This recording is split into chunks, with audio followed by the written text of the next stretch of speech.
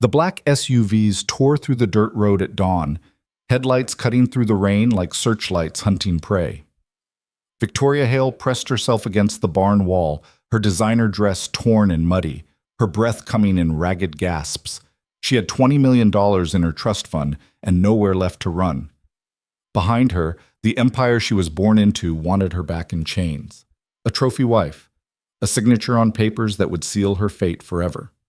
Ahead, a stranger's porch light flickered through the storm. She didn't know his name. She didn't know if he'd help or turn her in. But when his shadow filled the doorway, shotgun in hand and a little girl peeking from behind his legs, Victoria made a choice that would wreck everything she knew and rebuild something she never imagined. If you want to see how far this story goes, hit that like button and drop a comment with your city. I want to know where you're watching from. Now let's begin. The ranch house sat at the end of a road that barely deserved the name. Gravel and mud, mostly mud this time of year with ruts deep enough to swallow a tire if you weren't careful. Logan Hayes stood on the porch at 5:30 in the morning, coffee going cold in his hand, watching the sky turn from black to bruised purple. The rain hadn't let up in 3 days. The creek was rising. The north fence was down again, and his daughter Macy was still asleep inside, which meant he had maybe 30 minutes of quiet before the day started demanding things from him he wasn't sure he could give. He took a sip of the coffee. It tasted like dirt. He drank it anyway. 32 wasn't supposed to feel this old. But 3 years of running this place alone, 3 years since Sarah died and left him with a mortgage he couldn't pay, and a 6-year-old who asked questions he didn't have answers for, yeah, 32 could feel like 60 if the weight was right. The wind picked up. Logan set the mug down on the railing and squinted toward the tree line. Something moved out there. Probably a deer. Probably nothing. But his hand went to the shotgun leaning against the doorframe anyway, old instinct from when this land had been worth protecting. Then he saw her. A figure stumbling through the rain, coming up the long driveway like something out of a nightmare. Not walking, lurching. One shoe on, one shoe gone, hair plastered to her face. Dressed, Jesus, was that a wedding dress? No, not quite. Something white and expensive, ripped at the hem, streaked with mud. Logan grabbed the shotgun and stepped off the porch. "That's far enough," he called out. The woman stopped. She swayed on her feet, caught herself. Her hands came up, not in surrender exactly, but close. "Please," her voice barely carried over the rain. "Please, I need help." Logan didn't move. Out here you learn to trust your gut before you trusted strangers, and his gut was telling him this woman was trouble in a designer package. "Who's following you?" he asked. She flinched, looked back over her shoulder toward the road. "I don't know, maybe no one, maybe everyone." "That's not an answer. It's the only one I have." Behind him the screen door creaked. Logan didn't turn around. He knew that sound, knew the little footsteps that followed. "Daddy?" "Macy, get back inside." "Who's that lady?" "Inside. Now." Macy's footsteps retreated. The door slapped shut. Logan kept his eyes on the woman in the driveway. She was shaking, soaked through. He could see it now, the way her shoulders trembled, the way she was barely holding herself upright. "You hurt?" he asked. "No." "You running from the law?" "No." "From a man?" She hesitated. "Yes." Logan lowered the shotgun. Didn't put it down, just pointed it at the ground instead of at her chest. "There a warrant out on you?" "No." "You got a name?" Another hesitation, longer this time. When she spoke, her voice was different, quieter, like she was testing out a lie and wasn't sure it would hold. "Victoria." "That your real name? Does it matter?" "Might." She wrapped her arms around herself. The rain was coming down harder now, turning the driveway into a river of mud. Logan watched her for another few seconds, weighing the odds. Then he cursed under his breath and jerked his head toward the house. "Get inside before you freeze to death." Victoria didn't remember crossing the threshold. 1 second she was standing in the rain, the next she was dripping onto a hardwood floor that had seen better decades. The house smelled like coffee and wood smoke and something faintly sweet, pancakes maybe from yesterday or the day before. A little girl stood at the far end of the hallway, staring at her with eyes that were too old for her face. "Macy, go get a towel," the man said. Logan. That's what the girl had called him. Macy didn't move. Is she a princess? No. She looks like a princess. She looks like someone who made bad choices. Towel, go! The girl ran off. Logan set the shotgun against the wall and looked at Victoria like he was trying to decide whether to throw her back out into the storm. You want to tell me what you're running from? He asked. Victoria's teeth were chattering. She clenched her jaw to stop it. It's complicated. I got time. You don't. Try me. She looked around the room, small, worn, a couch with stuffing coming out of one arm, a coffee table covered in crayon drawings. A life that was nothing like hers. Nothing like the one she'd left behind. My family wants me to marry someone, she said finally. I said no, they didn't take it well. So you ran. So I ran. Logan crossed his arms. And they sent people after you. I think so. I'm not sure. I ditched my phone. I took back roads. I don't know if they're still looking or if they gave up. People like that don't give up. I know. Macy came back with a towel. It was pink and had a cartoon unicorn on it. She held it out to Victoria like she was presenting a crown. Thank you, Victoria said softly. Macy smiled. You're welcome, princess. Macy, go eat breakfast. I'm not hungry. I didn't ask if you were hungry. I said go eat. The girl huffed and disappeared into the kitchen. Logan waited until she was gone, then turned back to Victoria. How much trouble are we talking? He asked. A lot. How much is a lot?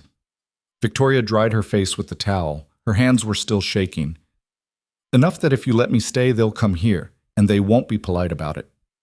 So why should I let you stay? She met his eyes. Hers were green, sharp. Even exhausted and terrified, there was something in them that didn't bend. Because I don't have anywhere else to go, she said. And because if you turn me away, I'll be back in their hands by tonight. Logan stared at her. She stared back. Outside, the rain hammered the roof like it was trying to cave it in. You can stay until the storm clears, he said finally. After that, we'll figure something out. Thank you. Don't thank me yet. The guest room was barely bigger than a closet, a twin bed with a quilt that had been stitched by someone's grandmother, a dresser with 3 drawers that stuck when you tried to open them, a window that looked out over the fields, where the rain was turning everything into a gray blur. Victoria sat on the edge of the bed and tried to stop shaking. Her dress was ruined. Her feet were bleeding from the long walk up the mountain. Her entire life had collapsed in the span of 12 hours, and she was sitting in a stranger's house wearing a unicorn towel. She almost laughed. Almost. A knock on the door. You decent? Logan's voice. Yes. He came in carrying a stack of clothes. Jeans, a flannel shirt, socks. He set them on the bed without looking at her. These were my wife's, he said. She was about your size. You can keep them. Was? She died 3 years ago. I'm sorry. Don't be. You didn't know her. He turned to leave. Victoria stood up. Logan. He stopped, didn't turn around. Why are you helping me? She asked. Because you asked. That's it? That's it. You don't even know me. I know enough. You know I'm running. You know I'm bringing trouble. You don't know anything else. Logan turned around then. His eyes were gray like the storm outside. Tired. Hard. But not unkind. I know what it looks like when someone's got nowhere left to go, he said. I've been there. So yeah, I'm helping you. But don't mistake that for trust. You stay out of my way. You don't put my daughter in danger, and we'll get along fine. You cross either of those lines and you're gone. We clear? Victoria nodded. Clear. Good. Get changed. Breakfast is in 10 minutes. He left. Victoria sat back down on the bed and stared at the clothes. Soft, worn denim. A shirt that smelled faintly like lavender. She picked up the jeans and felt something in the pocket. A folded piece of paper. She pulled it out, unfolded it. A grocery list. Written in looping handwriting. Eggs, milk, bread, apples. At the bottom, a note. Don't forget Macy's birthday cake. Victoria folded it back up and put it on the dresser. Then she got dressed and tried not to think about the life she'd left behind. Breakfast was scrambled eggs and toast. Macy sat across from Victoria, swinging her legs and asking questions at a rate that should have been illegal. Where are you from? Far away. How far? Very far. Do you have a mom? Macy, eat your eggs, Logan said. I'm just asking. Well, stop asking. Macy made a face but scooped up a forkful of eggs. Victoria watched her, this little girl with braids that were coming undone and a t-shirt that had a dinosaur on it. She couldn't remember the last time she'd sat at a table like this. Couldn't remember the last time anyone had cooked for her without expecting something in return. Your eggs are getting cold, Logan said, nodding at her plate. Victoria picked up her fork. The eggs were plain. No cheese, no herbs, nothing fancy. They tasted better than anything she'd eaten in months. Thank you, she said. It's just eggs. Still, Macy leaned forward. Are you going to stay here? Victoria glanced at Logan. He was watching her, expressionless. I don't know, she said. Maybe for a little while. Can you stay forever? Macy? What? I'm just saying it'd be nice to have another girl around. Logan set down his coffee mug. Go brush your teeth. Bus will be here in 20 minutes. Macy groaned but slid off her chair and ran out of the room. Logan waited until her footsteps faded upstairs, then looked at Victoria. You got a plan? He asked. Not yet. You got money? Victoria hesitated. Some. How much is some? Enough. That's not an answer. She set down her fork. I have access to accounts, but if I use them, they'll know where I am. So you're broke. For now. Logan leaned back in his chair. Great. So you're broke, you're being hunted, and you don't have a plan. Anything else I should know? Victoria met his eyes. I'm not helpless. Didn't say you were. You're thinking it. I'm thinking you look like you've never worked a day in your life. I'm thinking you don't know the first thing about surviving out here. And I'm thinking that if your family's got the kind of resources to send people after you, this ranch is the first place they'll look. Then why let me stay? Logan stood up and carried his plate to the sink. Because I'm an idiot, he said, and because Macy already likes you. If I throw you out now, she'll give me hell for a week. Victoria almost smiled. So I'm here because of a 6-year-old. Congratulations. You just met your new boss. The rain stopped around noon. Logan was out fixing the north fence when Victoria found him. She was still wearing the borrowed clothes, boots 2 sizes too big, mud up to her ankles. You shouldn't be out here, he said, without looking up. I want to help. You don't know how. Then teach me. Logan hammered a nail into the fence post and straightened up. You ever done manual labor before? No. You ever been on a ranch? No. You ever done anything that didn't involve a credit card and a personal assistant? Victoria crossed her arms. No. Then go back inside. I don't have time to babysit. She didn't move. Logan sighed and picked up another board. Look, I appreciate the offer, but you'll just slow me down. This fence needs to be up before the cattle get out, and I'm already behind. Show me what to do. I just told you, but show me. Logan turned and looked at her. Really looked. She was standing in the mud, soaked through again, stubborn as a mule. He'd seen that look before, on Sarah, right before she'd convinced him to buy this godforsaken place. Fine, he said. Hold this board steady. Don't let it move. If it moves, I hit your hand instead of the nail. Victoria stepped forward and grabbed the board. Logan raised the hammer. She didn't flinch. He drove the nail in 3 strokes, stepped back. Again. They worked in silence for the next hour. By the time the fence was up, Victoria's hands were blistered and her arms were shaking, but she hadn't complained once, hadn't asked for a break, hadn't done anything except what he'd told her to do. Logan tossed the hammer into his toolbox and looked at her. You're tougher than you look. Is that a compliment? It's an observation. Victoria flexed her fingers. The blisters were already turning into raw, angry welts. What's next? Next, you go inside and clean those hands before they get infected. After that, Logan almost laughed. Almost. You really want to work? I really want to be useful. Why? Because if I'm not useful, you'll kick me out, and I don't have anywhere else to go. Logan picked up the toolbox, started walking back toward the house. Victoria followed. You can help with the evening chores, he said. Feeding the animals, cleaning stalls, basic stuff. But if you slow me down, you're done. Deal? Deal. Evening chores turned into a crash course in everything Victoria didn't know.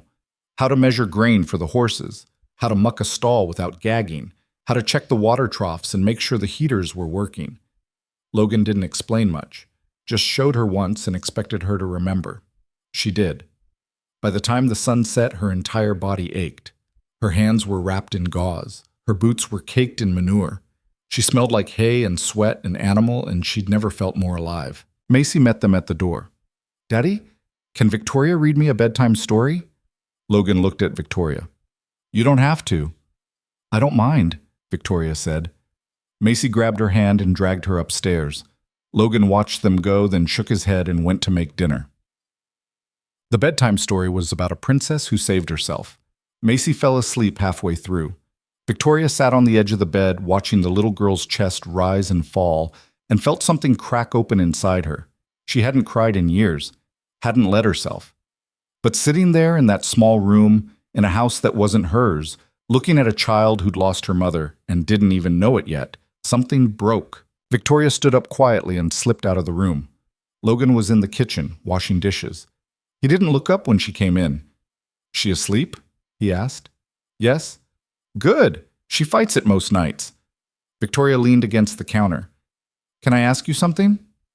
"Depends on the question." "Why a ranch? You don't seem like you enjoy it." Logan scrubbed at a plate. "I don't." "Then why do it?" "Do. Because it was Sarah's dream. She grew up on a ranch. Loved it. When we got married, she made me promise we'd have one someday. So I bought this place. Spent every dime we had, and then she got sick and—" He stopped. Set the plate in the drying rack. "Doesn't matter. Point is, I made a promise. I'm keeping it." "Even if it kills you?" "Even then." Victoria was quiet for a moment. "That's stupid." Logan looked at her. "Excuse me. It's stupid. She's gone. You're drowning. This place is falling apart. And you're killing yourself to keep a promise to someone who isn't here anymore. You don't know what you're talking about." "Don't I?"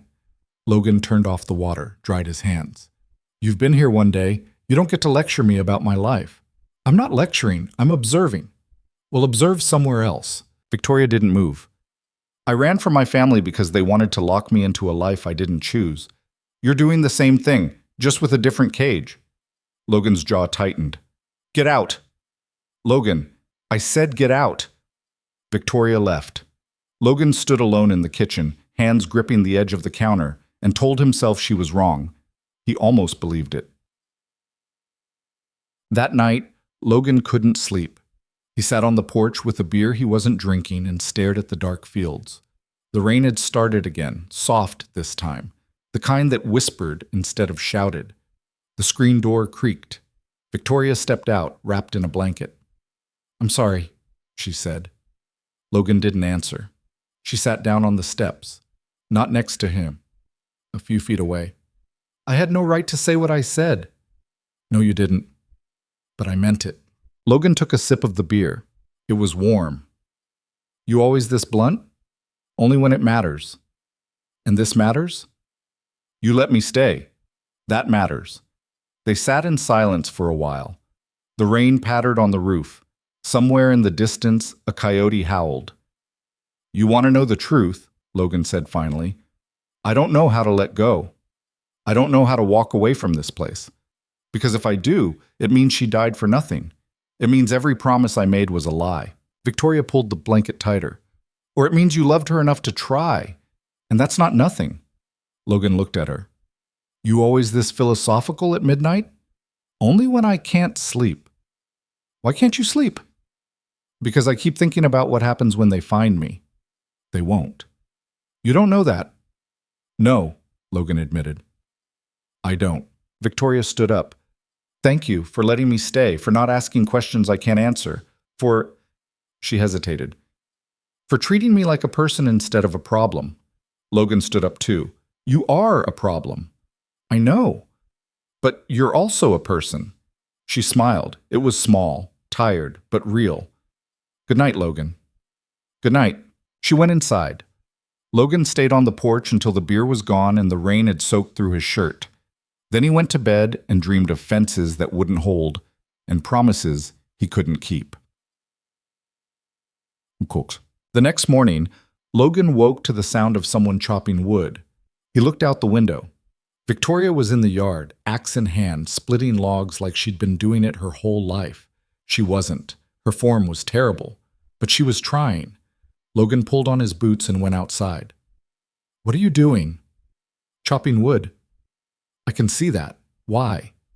"Because the pile's low, and because I'm tired of being useless." Logan took the axe from her. "You're going to hurt yourself. Then show me how to do it right." He did.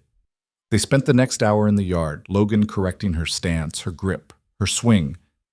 By the end, she'd split a decent pile. Her hands were bleeding again. She didn't care. "You're stubborn," Logan said. "So are you." "Fair enough." Macy came running out of the house. "Daddy, there's a car coming." Logan's blood went cold. He looked at Victoria. Her face had gone pale. "Get inside," he said. "Both of you."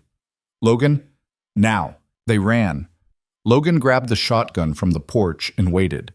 The car came up the driveway slow. Black. Expensive. Tinted windows. It stopped 20 feet from the house. The driver's door opened.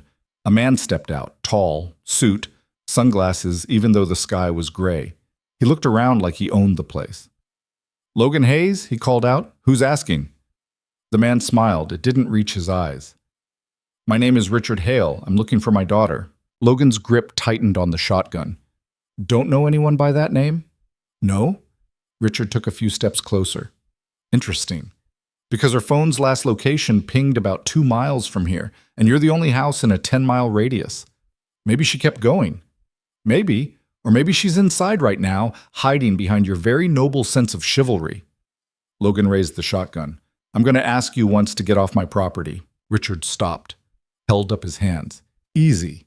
I'm not here to cause trouble. I just want my daughter back. If she wanted to be found, she wouldn't be running. You don't understand the situation." "I understand enough." Richard's smile faded. "Mr. Hayes, my daughter is not well. She's been under a great deal of stress. She's making irrational decisions. I'm trying to help her." "By sending men to drag her back?" "I sent no one. I came myself. As a father. Fathers don't hunt their kids." Richard's expression hardened.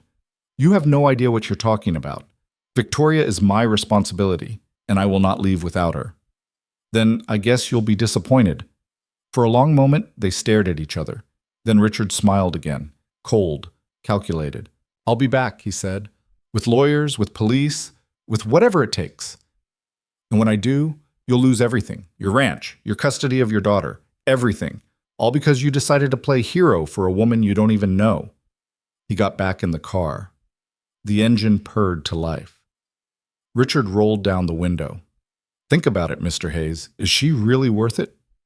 The car drove away. Logan stood there, shotgun in hand, and realized he'd just made the biggest mistake of his life. Or maybe the first right choice in years. He wasn't sure which.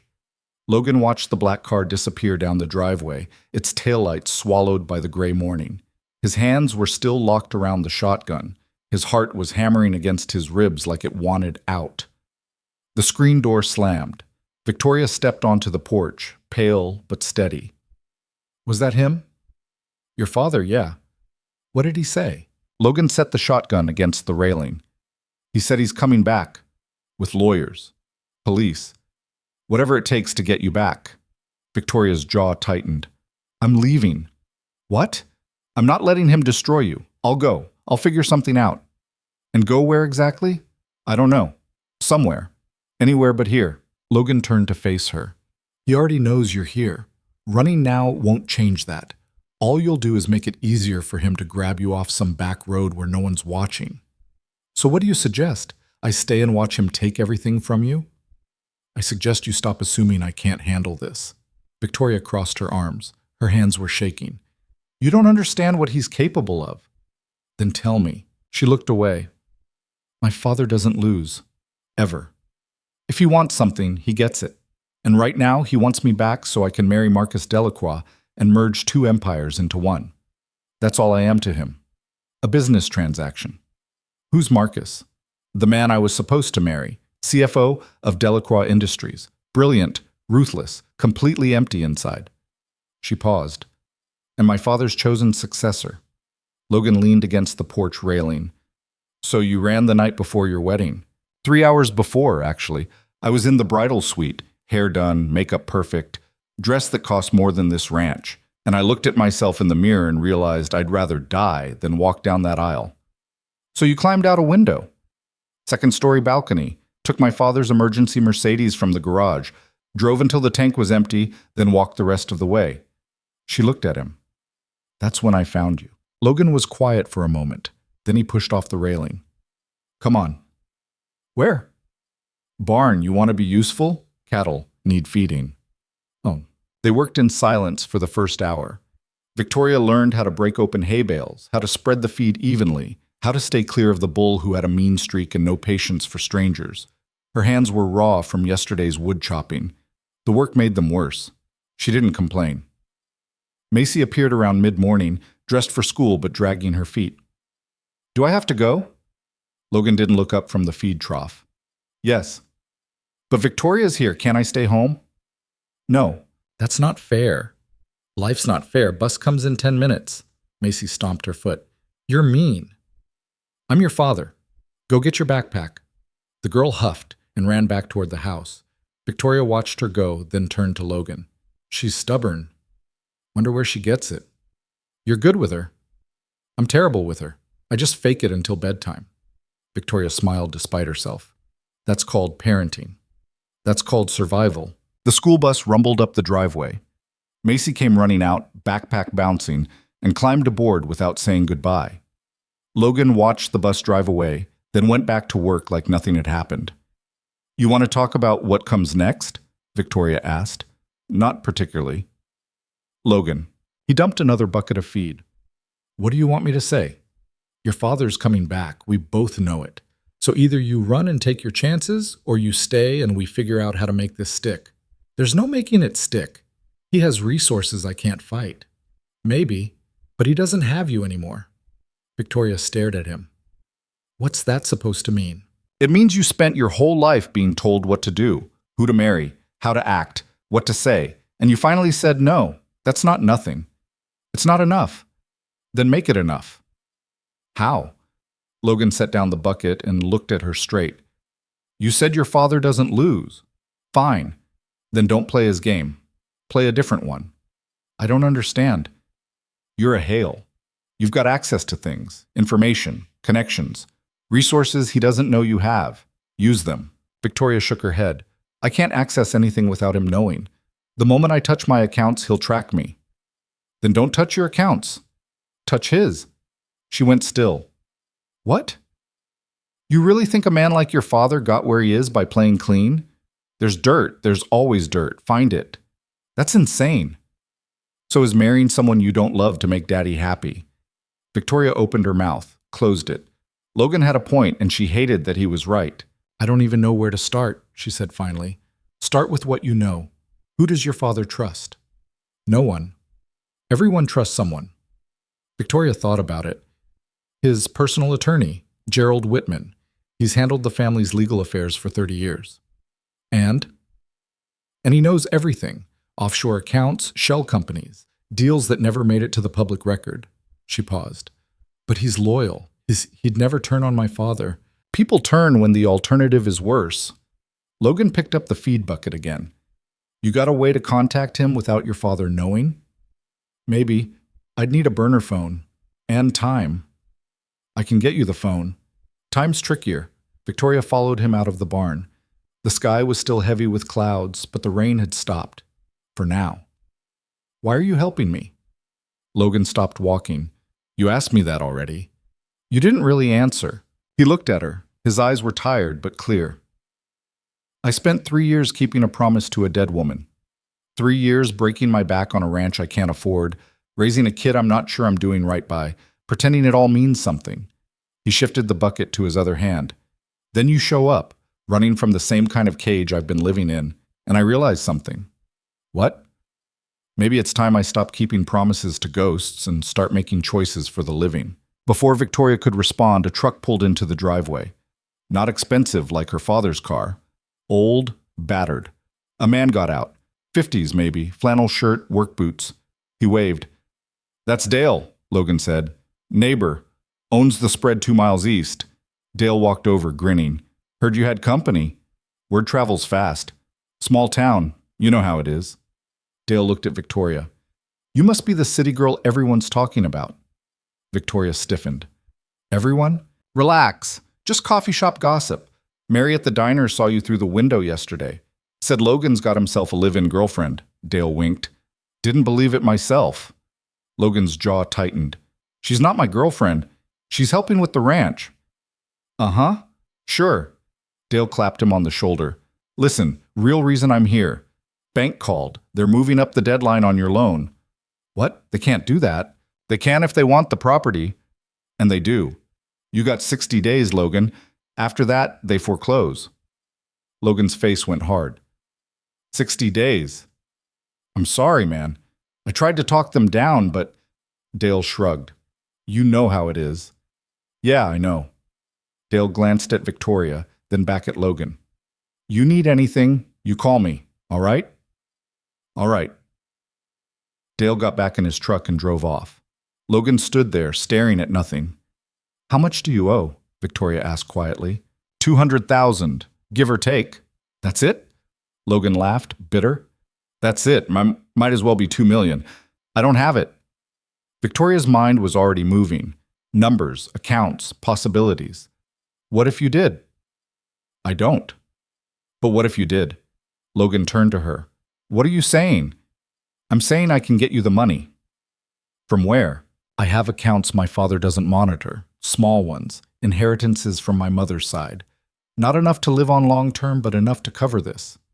I'm not taking your money. It's not charity. It's an investment.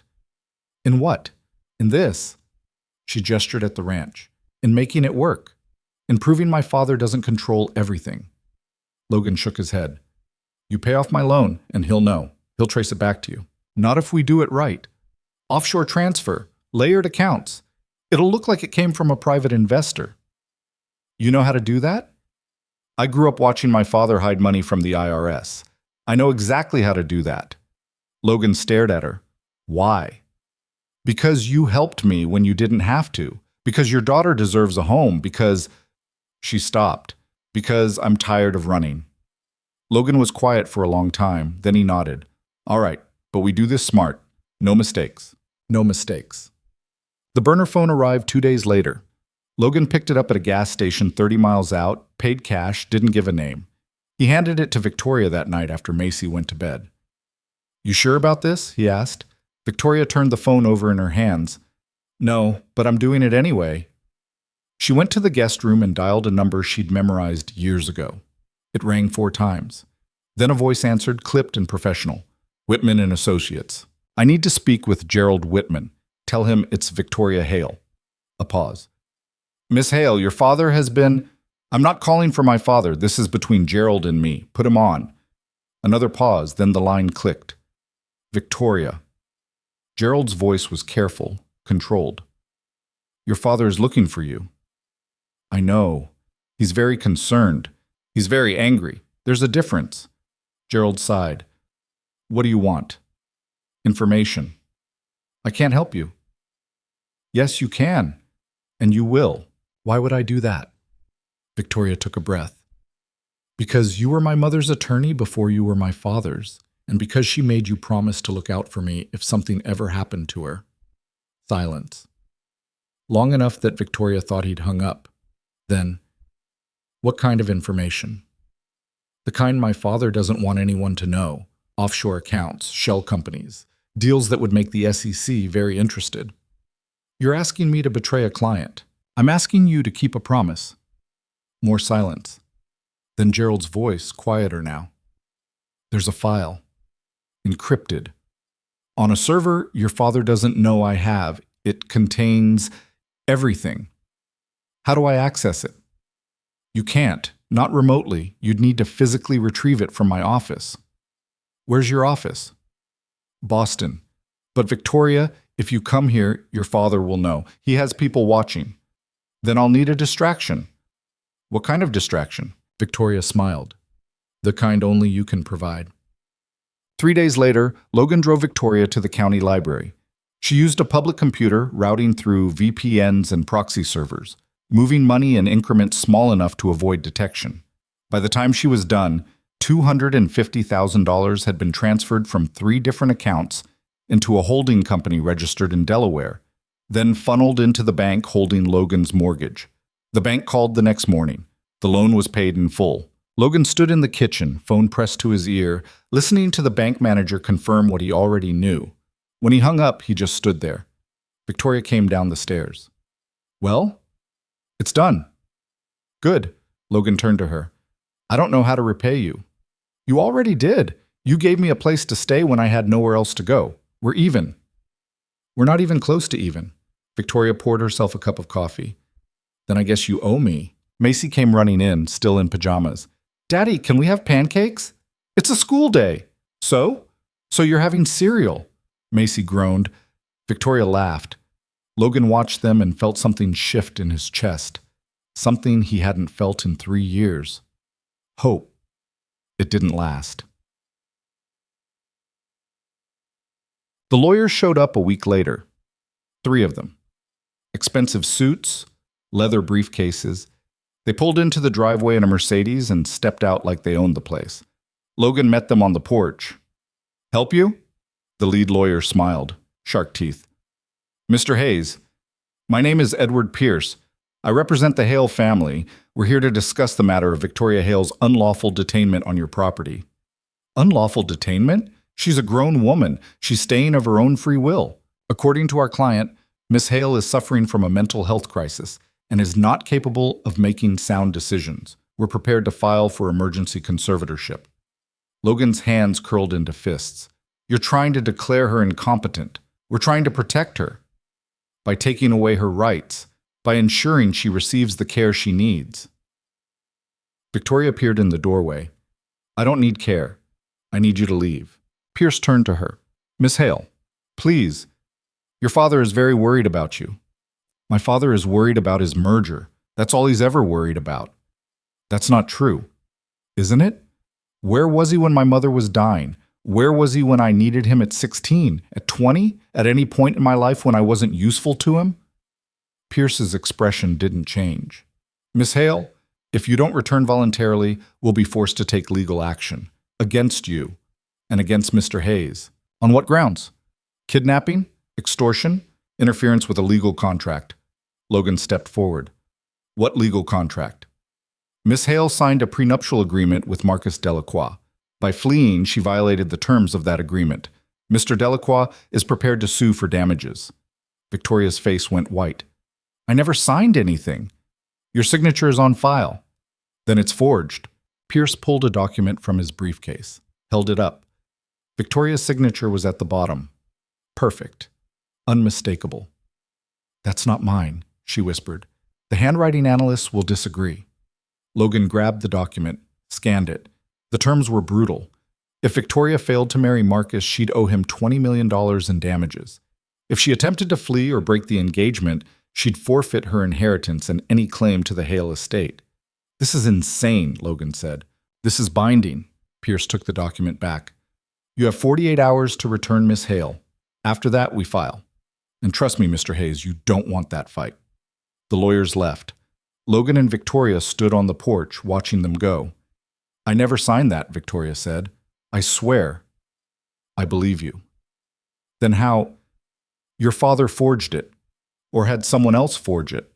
Doesn't matter. What matters is they think they can use it against you." Victoria sat down on the porch steps, put her head in her hands.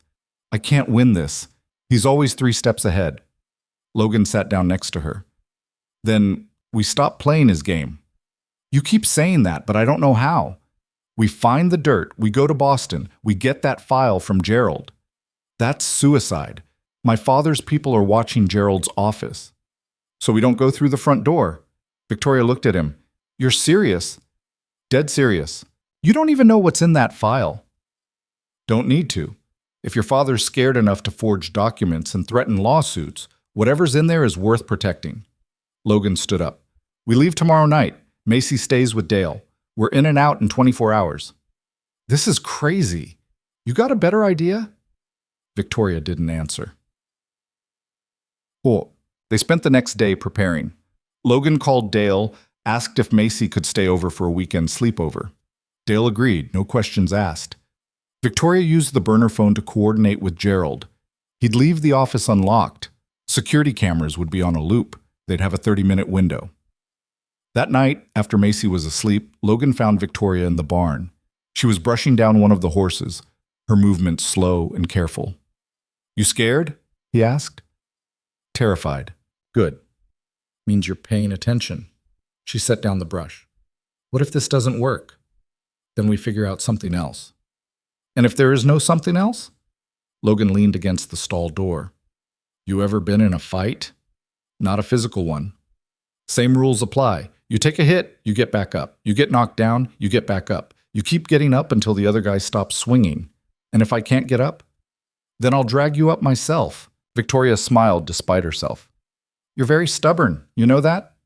"I've been told." They stood there in the quiet barn, the smell of hay and leather and horse surrounding them. Outside, the wind picked up. A storm was coming. "Logan?" "Yeah?" "Thank you for everything." He nodded. "Don't thank me yet. We haven't done the hard part." He shook. They left at midnight. Logan drove his old pickup, headlights off until they hit the main road.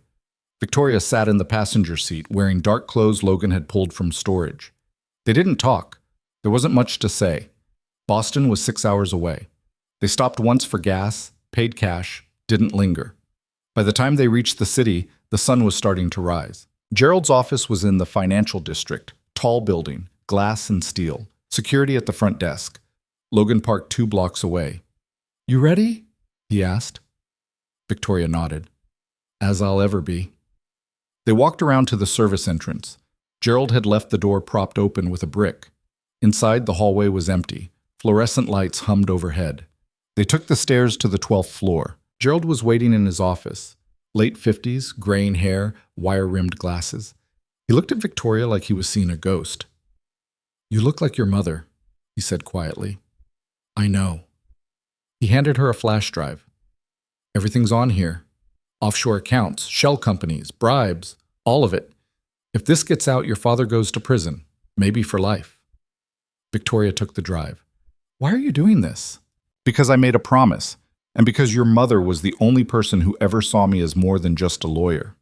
He paused. "She'd want you free." Logan checked the hallway. "We need to go." They moved fast. Down the stairs, through the service entrance, 2 blocks to the truck. Logan started the engine. They were pulling away from the curb when Victoria saw it. A black SUV parked across the street, watching. "Logan?" "I see it." The SUV pulled out, followed. Logan hit the gas. The truck lurched forward. The SUV stayed on them, weaving through traffic. Logan took a hard right, then another. The SUV kept pace. "They're not backing off," Victoria said. "I know." Logan gunned it through a yellow light.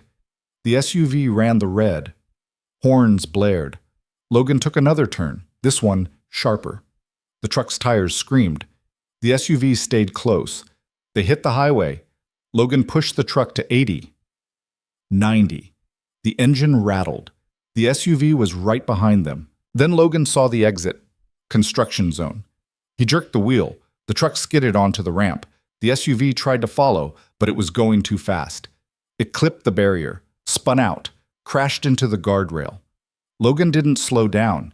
He kept driving until the city was 20 miles behind them. Then he pulled over, hands shaking. "You all right?" he asked.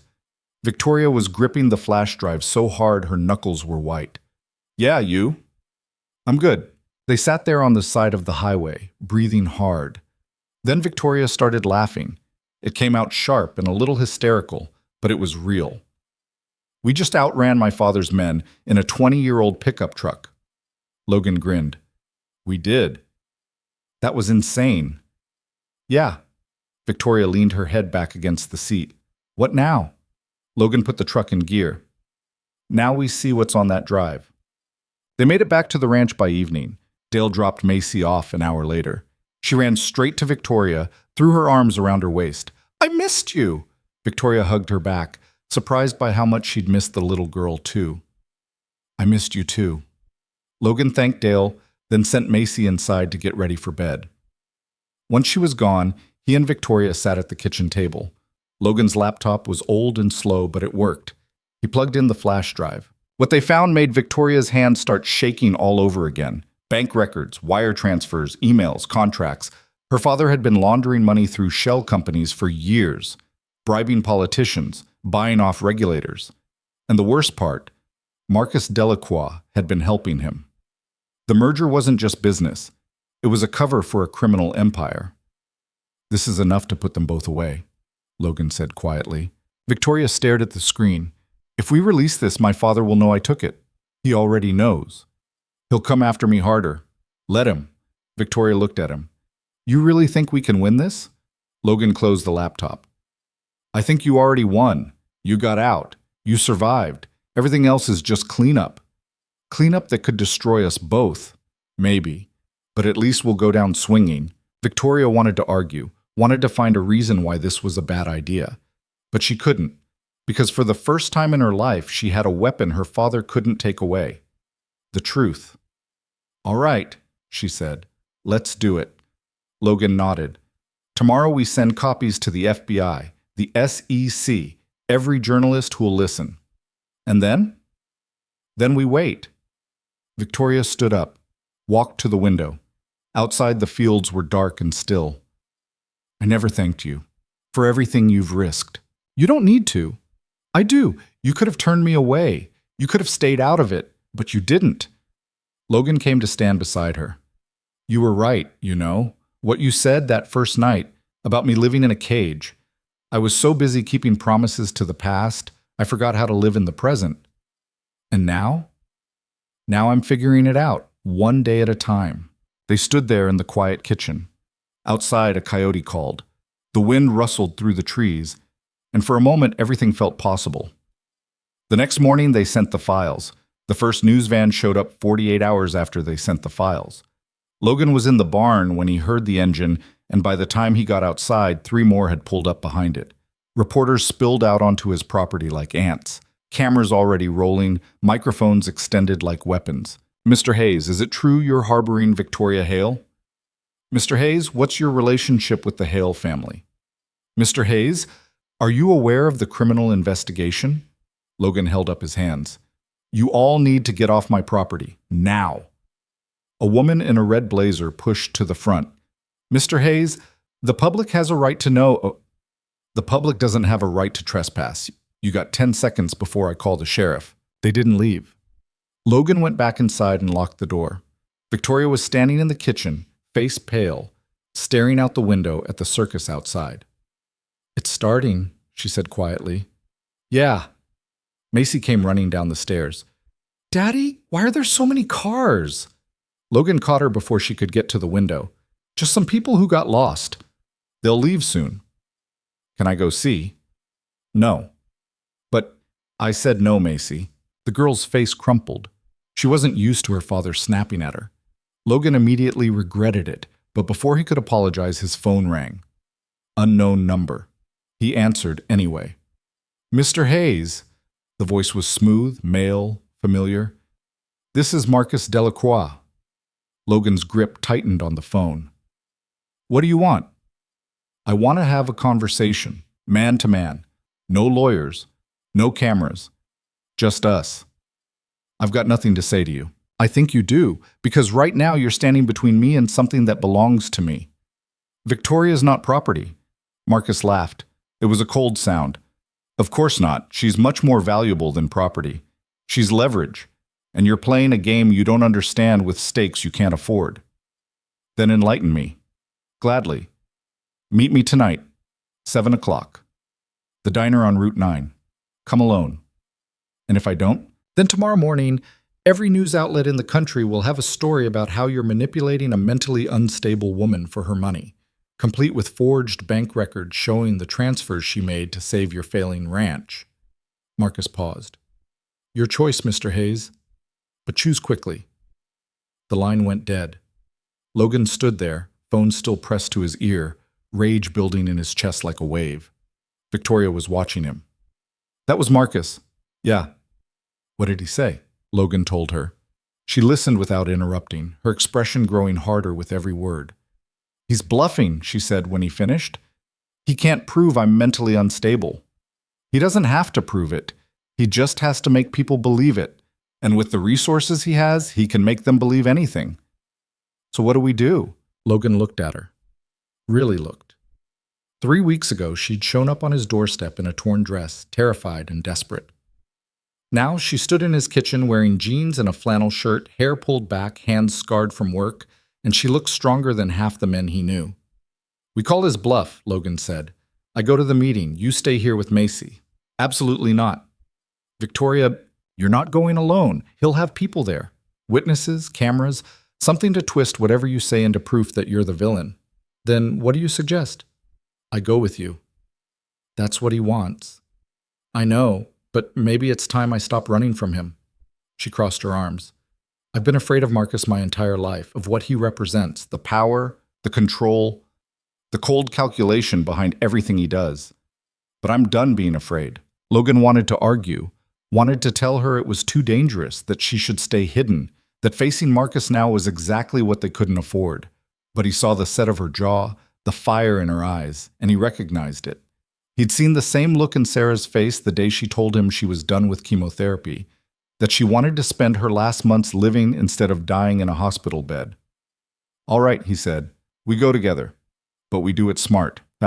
Dale agreed to watch Macy without asking questions. Logan was grateful for that. They left the ranch at 6:30, driving through the gauntlet of news vans that had multiplied like rabbits. Cameras flashed. Reporters shouted. Logan kept his eyes on the road and didn't stop. The diner was a run-down place off the highway, the kind that served burnt coffee and eggs that had seen better days. Logan pulled into the parking lot. Only 2 other cars. One was a black Mercedes. The other was a sedan with tinted windows. That's his security, Victoria said, nodding at the sedan. How many? At least 2, maybe more. Logan killed the engine. Stay close to me. If things go wrong, you run. Don't argue, don't look back, just run. I'm not leaving you. Victoria, I said I'm not leaving you. They got out of the truck. The diner door chimed when they walked in. Marcus Delacroix sat in a booth at the back, coffee cup in hand, looking like he owned the place. He was younger than Logan expected, maybe 35. Dark hair, sharp suit, the kind of face that belonged on magazine covers and corporate brochures. He smiled when he saw Victoria. There she is, my runaway bride. Victoria slid into the booth across from him. Logan stayed standing. Sit, Mr. Hayes, Marcus said. You're making the waitress nervous.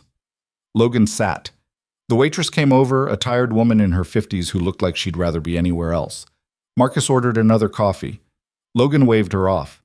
Once she was gone, Marcus leaned back in the booth. You look good, Victoria. Country life suits you. Cut the small talk, Marcus. What do you want? What I've always wanted, you, the merger, the empire we were supposed to build together. I'm not interested. You say that now, but you will be. Because I'm about to make you an offer you can't refuse. Logan spoke for the first time. She already refused. That's why we're here. Marcus didn't even look at him. His eyes stayed locked on Victoria. Your father is going to prison. You know that, right? The FBI has enough evidence to bury him for the rest of his life. But here's the thing. They also have evidence on you. Victoria went still.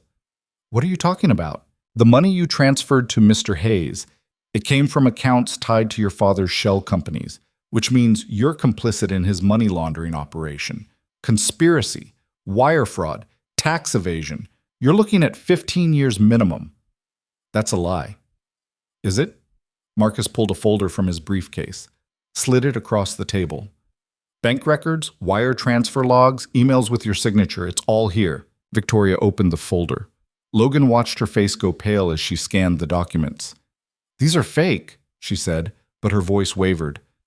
They're real enough to convince a jury. Your father made sure of that. My father would never. Your father would do anything to protect himself, including throwing you under the bus. Marcus sipped his coffee. But I can make this go away. All of it. The charges, the investigation, everything.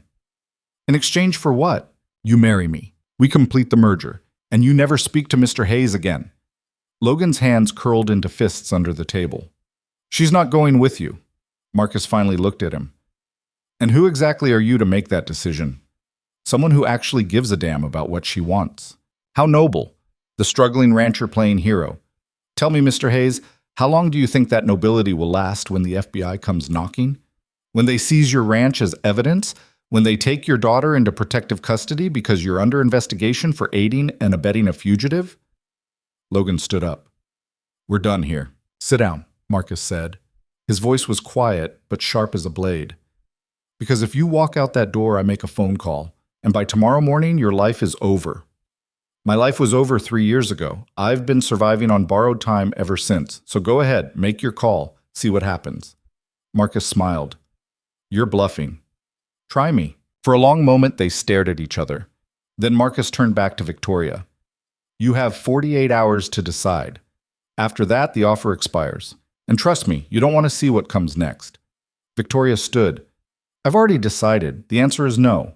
It's always been no. And no amount of threats or fake evidence is going to change that. Then you're a fool. Maybe. But I'd rather be a fool than spend the rest of my life married to you. She walked out. Logan followed. Behind them, Marcus called out, 48 hours, Victoria. Think carefully. They didn't look back. Why? The drive home was silent. Logan kept checking the rearview mirror, waiting for the sedan to follow. It didn't. When they pulled into the ranch, the news vans were still there, but fewer now. Some had left to chase other stories. The rest would leave soon enough once they realized Victoria wasn't coming out. Inside, Logan poured himself a drink. Whiskey. Cheap. It burned going down. Victoria sat at the kitchen table, staring at nothing. He's not bluffing about the evidence, she said finally. I know. If the FBI sees those documents, I'm done. We're both done. Logan set down the glass. Then we get ahead of it. How? We go to the FBI ourselves, tell them everything, show them the real records, prove the documents Marcus has are forgeries. They won't believe us.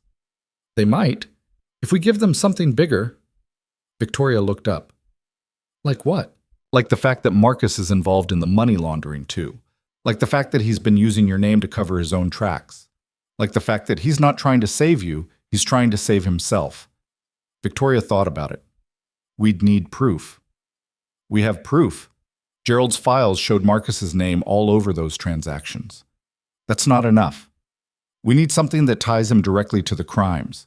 Something he can't explain away. Logan sat down across from her. Then we get it. How? We make him give it to us. Marcus doesn't make mistakes. Everyone makes mistakes.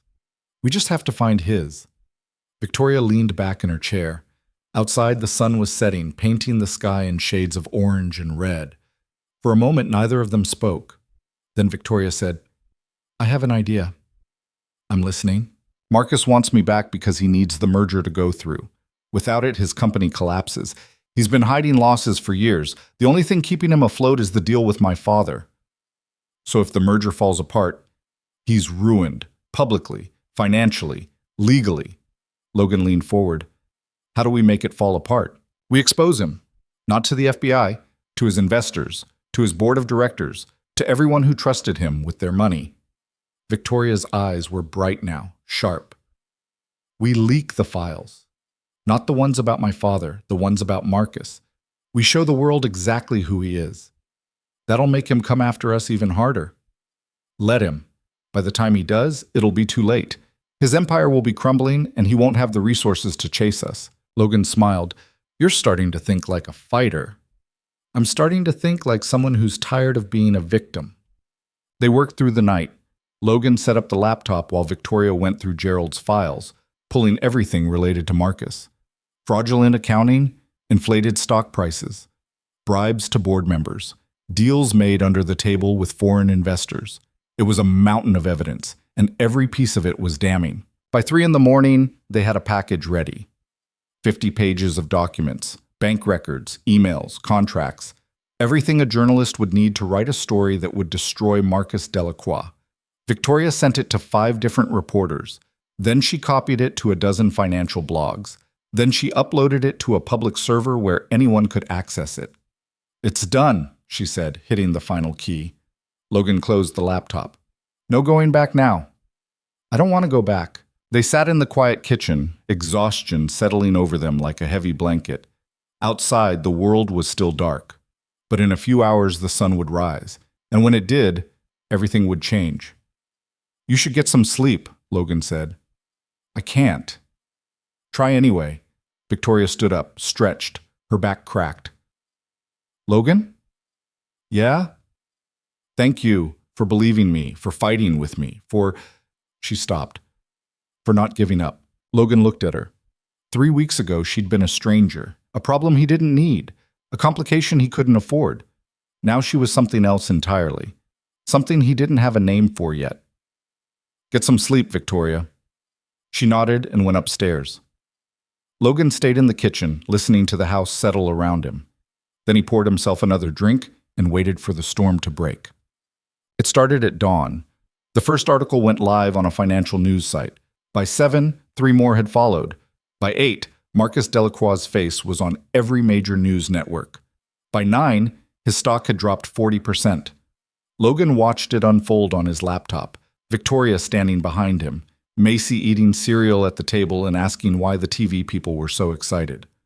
Just grown-up stuff, Logan told her. Is Victoria in trouble? No, baby, she's fine. Are you in trouble? Logan looked at Victoria. She looked back. No, he said. We're fine. His phone rang. He checked the caller ID, FBI. He answered. Mr. Hayes, this is Special Agent Sarah Chen. I need you to come to the field office in Portland, today. What's this about? You know what it's about? Bring Victoria Hale with you. We have questions. Logan hung up and looked at Victoria. FBI wants to see us. When? Now. Victoria set down her coffee cup. Then let's go, shout. The Portland field office was a gray building that looked like every other government building in America. Functional. Soulless. Intimidating by design. Logan parked in the visitor lot. They walked in together. Agent Chen was waiting in the lobby. Mid-40s, dark hair pulled back. No-nonsense expression. She led them to a conference room on the 3rd floor. Inside, 2 more agents sat at a table covered in files. Sit, Chen said. They sat. Chen remained standing. I'm going to be direct with you. We've been investigating Richard Hale and Marcus Delacroix for 6 months. Money laundering, tax evasion, fraud, the works. And this morning, someone dumped 50 pages of evidence onto the internet that corroborates everything we already knew. Sounds like someone did you a favor, Logan said. Sounds like someone obstructed a federal investigation by leaking evidence before we could secure arrests. Victoria spoke for the first time. Or someone made sure the truth got out before it could be buried. Chen looked at her. You're Victoria Hale. I am. Your father has been looking for you. I know. He claims you're mentally unstable, that you've been coerced by Mr. Hayes into making false accusations. My father lies when it suits him. So you deny being mentally unstable? I deny being controlled by anyone, including my father. Chen pulled out a chair and sat down. Tell me about Marcus Delacroix. Victoria told her. Everything. The forced engagement, the forged prenup, the threats, the fake evidence Marcus had tried to use against her. Chen listened without interrupting, taking notes on a yellow legal pad. When Victoria finished, Chen looked at Logan. And you? What's your role in this? I gave her a place to stay. That's it. You also received $250,000 from accounts tied to Richard Hale's money laundering operation. Money Victoria gave me to save my ranch. Money that came from her mother's inheritance, not from illegal accounts. Can you prove that? Logan pulled out his phone, showed her the bank records Victoria had prepared. Clean transfers, legitimate sources, no ties to the shell companies. Chen studied the records. Then she looked at Victoria. Why didn't you come to us sooner? Because I didn't know if I could trust you. Because my father has connections everywhere. Because I've spent my entire life watching powerful men get away with anything they want, and I wasn't sure you'd be any different. And now? Now I don't have a choice. Marcus gave me 48 hours to marry him or face charges. I'd rather face charges. Chen closed the legal pad. Marcus Delacroix was arrested 2 hours ago, along with your father. They're both being held without bail. Victoria's breath caught. What? The evidence you leaked gave us everything we needed to move immediately. We executed warrants on both their homes, seized their computers, froze their accounts. They're done. Logan felt something loosen in his chest, something he'd been holding tight for weeks. What happens now? He asked. Now we build our case. We'll need statements from both of you. Testimony, cooperation. Chen looked at Victoria. You're not in trouble, but we'll need you to testify against your father and Marcus when this goes to trial. I'll do it. It won't be easy. They'll have expensive lawyers. They'll try to discredit you, make you look unstable, manipulated. Let them try. Chen almost smiled. All right, we'll be in touch. She stood. The meeting was over. Logan and Victoria walked out of the building into the bright morning sun. The parking lot stretched out before them, ordinary and quiet. Victoria stopped walking, put her hands over her face. Logan thought she was crying, but when she lowered her hands, she was smiling. It's over, she said. Yeah. They're actually going to prison. Looks like it. She laughed. It came out shaky and breathless, like she couldn't quite believe it. I spent so long thinking they were untouchable, that no matter what I did, they'd win. They didn't win. No, they didn't. She turned to him. We did. Logan wanted to say something meaningful, something profound, but all that came out was, let's go home. They drove back to the ranch. The news vans were gone. The reporters had moved on to bigger stories. The house stood quiet in the afternoon light, exactly as they'd left it. Dale's truck was in the driveway. He'd brought Macy home. She came running out when she saw them, braids flying, and threw herself at Victoria. You're back! Victoria caught her, held her tight. I'm back. Are the TV people gone? They're gone. Good. They were loud. Macy pulled back. Can we make cookies? Logan laughed. Yeah, baby. We can make cookies. They went inside.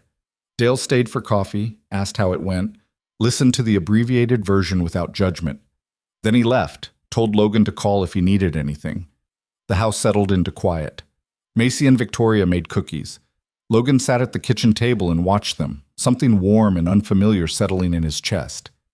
It took him a moment to recognize what it was. Peace. 3 days later, the formal charges were announced. Richard Hale, Marcus Delacroix, 14 counts between them. Conspiracy, fraud, money laundering. The news played it on loop. Victoria watched once, then turned off the TV. You all right? Logan asked. I don't know. I should feel something, shouldn't I? Relief? Vindication? Something. What do you feel? She thought about it. Empty. Like I spent so much energy being afraid of him that now that he's gone, I don't know what to do with myself. You figure it out day by day. Is that what you did? After Sarah died? Logan nodded. Still figuring it out, honestly. Victoria sat down next to him. Outside, the sun was setting again. It did that a lot out here. Rose and fell with a regularity that was almost comforting. I need to tell you something, she said. All right, I'm not going back. To that life, to any of it. I don't care about the money, the estate, the inheritance. I'm done. What are you going to do? I don't know yet, but I know I want to do it here, if... She hesitated. If that's okay with you. Logan looked at her. You want to stay. I want to stay. Why? Because for the first time in my life, I feel like I'm living instead of surviving. Because your daughter looks at me like I matter. Because you... She stopped, started again. Because you showed me what it looks like when someone keeps fighting even when everything's falling apart. And I want to learn how to do that. Logan was quiet for a long time. Then he said, The ranch doesn't make money. I'm barely keeping it afloat. You'd be signing up for hard work and no guarantees. I know. And I've got a kid, baggage, a whole mess of things I haven't figured out yet. I know that too. So why stay? Victoria met his eyes. Because I choose to, and that's the first real choice I've ever made. Logan smiled. It was small, but real. All right then. Welcome to the mess, Juan. The days that followed were different, quieter. Victoria worked the ranch like she'd been born to it. She learned how to fix a fence that wouldn't hold, how to deliver a calf when the vet couldn't make it in time, how to budget for feed when money was tight. She made mistakes, lots of them. But she kept showing up, Macy took to having her around like it was the most natural thing in the world. She dragged Victoria into her games, her homework, her endless questions about everything. And Victoria answered them, patiently, honestly, like Macy mattered. Logan watched it happen and felt something shift. Sarah had been gone 3 years. He'd kept her memory alive in the ranch, in the promises he'd made, in the way he'd refused to let go. But maybe holding on so tight meant he'd never made room for anything new. One night, after Macy was asleep, he found Victoria on the porch. She was wrapped in a blanket, staring at the stars. "Can't sleep?" he asked. "Just thinking." "About what?" "About how different everything is. A month ago, I was locked in a bridal suite, planning an escape I wasn't sure would work. Now I'm here, and it feels like home." She looked at him. "Yeah, like home." Logan sat down next to her. "I need to say something." "Okay." "I've been holding on to Sarah for 3 years. Holding on to this ranch because it was hers. Holding on to a version of my life that doesn't exist anymore. And I think..." He stopped. "I think it's time I let go." "You don't have to..." "I do, because holding on means I can't move forward, and I want to move forward. With Macy, with this place, with..." He looked at her. "With you, if that's something you want." Victoria's breath caught. "Logan, you don't have to answer now. I'm not asking for promises. I'm just saying, I'm glad you're here. And I want you to stay. Not just because you're running from something, but because you want to be here." Victoria was quiet. Then she reached over and took his hand. Her palm was calloused from work. Her grip was strong. "I want to be here," she said. They sat like that for a long time. The stars wheeled overhead, the wind rustled through the trees, and for the first time in longer than Logan could remember, the future felt like something worth reaching for. The morning after that conversation on the porch, Logan woke to the sound of breaking glass. He was out of bed and down the stairs before his brain fully caught up, shotgun in hand. The front window had a brick-sized hole in it. Shattered glass covered the living room floor. A rock sat in the middle of it, white paper wrapped around it with rubber bands. Victoria came running from the guest room. "What happened?" Logan picked up the rock, unwrapped the paper. The message was short, written in block letters. "You'll pay for what you did." "Stay with Macy," Logan said. Keep her upstairs." He went outside. The driveway was empty. No cars, no movement. Whoever had thrown it was already gone. Logan walked the perimeter of the house, checking for footprints, tire tracks, anything. He found boot prints near the tree line, size 11, maybe 12, heavy tread. Someone who'd stood there watching before making their move. Dale's truck pulled up 20 minutes later. Logan had called him after checking the house. Dale took one look at the broken window and the note and swore under his breath. "This about the Hale thing?" he asked. "Probably." "You call the sheriff?" "Not yet." "Why not?" Logan looked at the note again. "Because I don't know if this is just some angry supporter or something worse. And until I do, I'm not taking chances." Dale nodded. "You need help boarding up that window?" "I can manage." "I'm helping anyway." They spent the next hour replacing the broken glass with plywood. Victoria kept Macy occupied upstairs with cartoons and breakfast. By the time they finished, the sun was high and hot. Dale wiped sweat from his forehead. "You think they'll come back?" he asked. "I don't know." "You want me to stay? Keep watch?" Logan shook his head. "I appreciate it, but no, you've got your own place to run. Offer stands. You need anything, you call." After Dale left, Logan went inside. Victoria was in the kitchen washing dishes. Her hands were shaking. "You all right?" he asked. "No." She set down the dish she was holding. "This is my fault. Someone out there blames us for what happened to my father and Marcus. And they're going to keep coming until what? Until we give up? Until you go back?" "Maybe." Logan crossed the room, took the dish towel from her hands. "Look at me." She did. "We're not giving up, and you're not going anywhere. Whoever threw that rock wants us scared, wants us second-guessing, so we don't give them that. And if it gets worse, then we handle it, together." Victoria wanted to believe him. Logan could see it in her eyes. But there was doubt there too, creeping in like water through a cracked foundation. That night, Logan slept with the shotgun next to the bed. Every sound outside made him reach for it. The wind, a coyote, the settling of old wood. He didn't sleep much. The second incident came 3 days later. Logan was fixing the north fence again when he smelled smoke. He looked back toward the house and saw it rising from the barn, black and thick. He ran. By the time he got there, the fire had already eaten through half the hay storage. He grabbed the hose, turned it on full blast, but it wasn't enough. The flames were too big, too fast. He could hear the horses screaming inside. Victoria came running from the house. "What do I do?" "Get the horses out. Back door. Go." She didn't hesitate. Ran straight into the smoke while Logan fought the fire from the front. The heat was insane. It felt like standing next to the sun. He could hear timbers cracking overhead. The whole structure was going to come down. Victoria came out leading 2 horses. Went back for the third. Logan kept hosing down the flames, trying to keep them from spreading to the main support beams. His lungs burned, his eyes watered. He couldn't see more than a few feet in front of him. Then Victoria was there again, pulling him back. "We have to go. It's coming down. The tack room, it's gone. Move." They stumbled away from the barn just as the roof collapsed. The sound was like thunder. Flames shot 30 feet into the air. Logan stood there watching a year's worth of hay go up in smoke along with every piece of equipment he couldn't afford to replace. The volunteer fire department showed up 20 minutes later.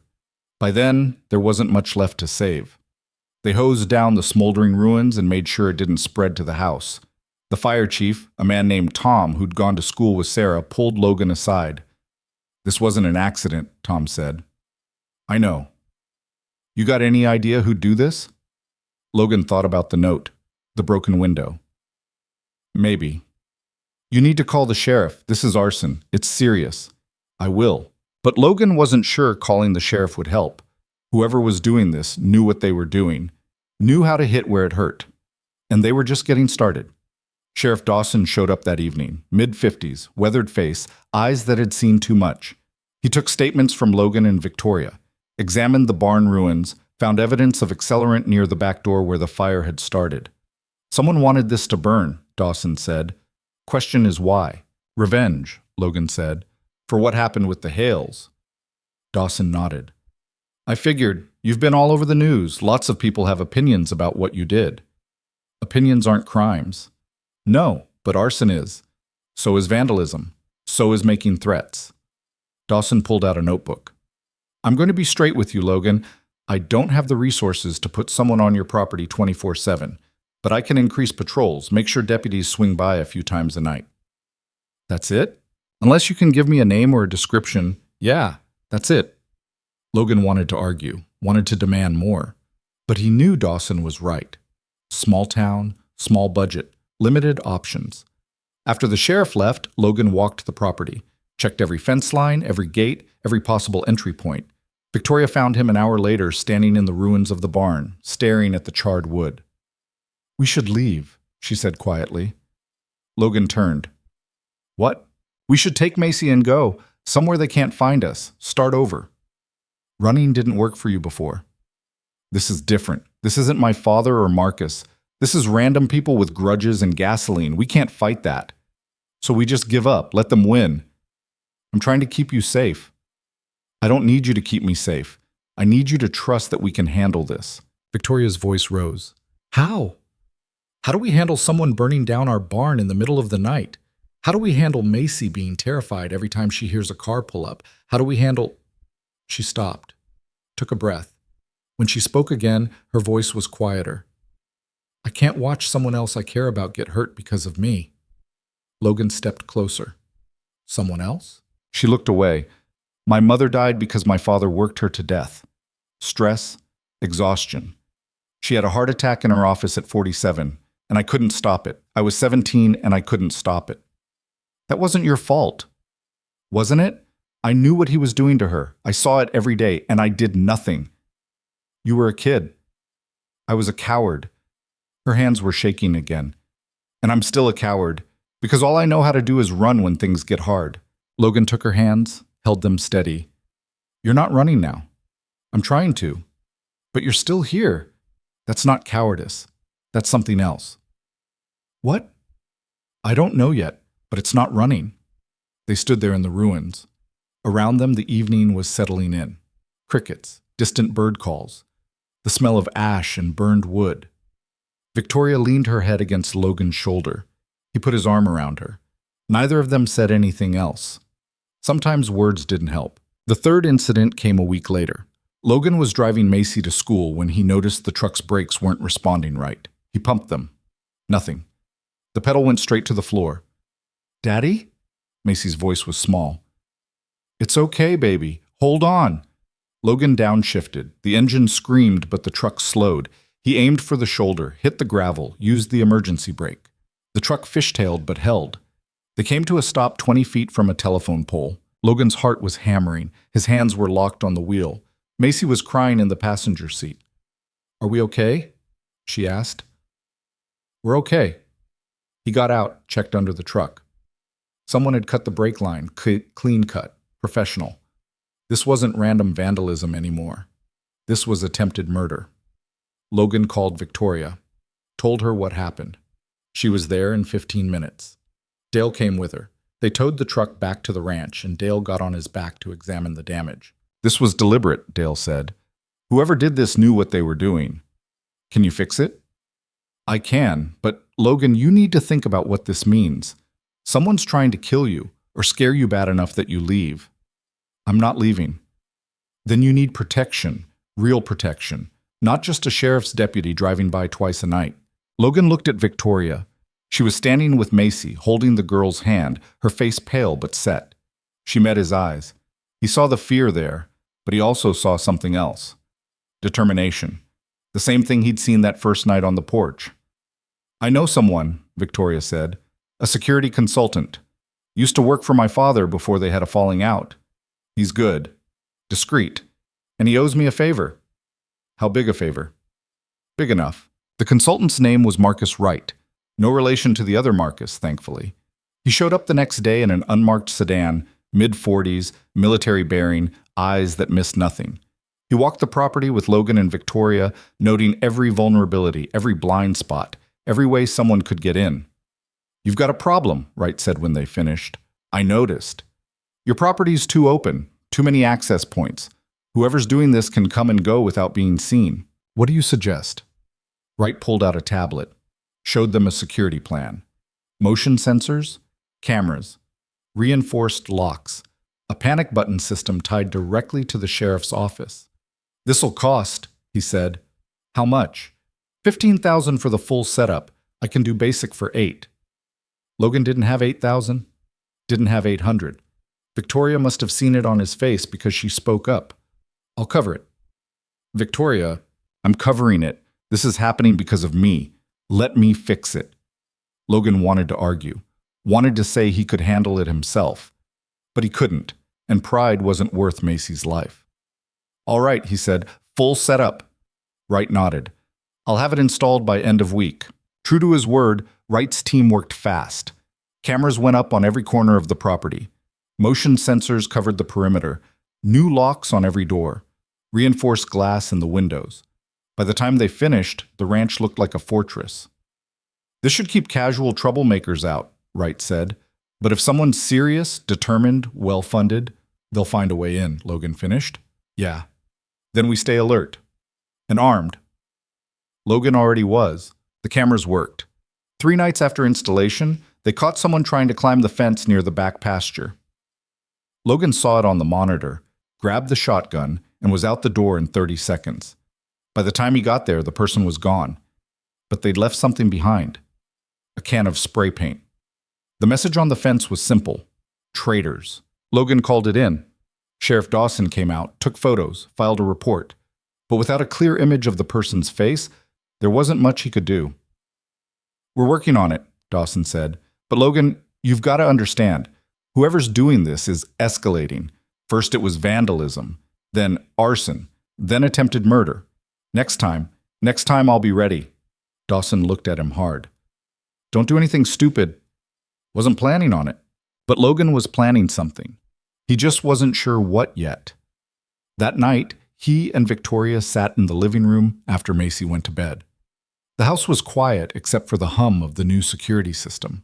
Victoria had a legal pad in front of her, writing something. "What's that?" Logan asked. "A list." "Of what?" "Everyone who might want revenge. My father's business partners, Marcus's investors, people who lost money when they got arrested." She tapped the pen against the paper. "Problem is, it's a long list." "How long?" 43 names so far." Logan whistled. "That's a lot of enemies." "My father didn't get rich by making friends." "Any of them stand out?" Victoria circled 3 names. "These are the ones who lost the most. Combined, they're down about 200 million. "That's motive." "It is. But none of them would do the dirty work themselves. They'd hire someone." "So we're looking for hired muscle." "Probably." Logan thought about it. The brake line. That was professional work. Whoever cut it knew what they were doing. A mechanic? Or someone with military training? Victoria looked up. "You think this is more than just angry investors?" "I think someone's coordinating this. The timing's too perfect. The escalation too calculated." "So what do we do?" "We find out who's behind it, and we end it." "How?" Logan stood, paced. "Your father and Marcus are in jail, but they still have access to phones, lawyers, visitors. What if they're orchestrating this from inside?" Victoria shook her head. "They're in federal custody. Their communications are monitored." "Not all of them. Lawyer-client privilege. They could be sending messages through their attorneys." "That's a federal crime."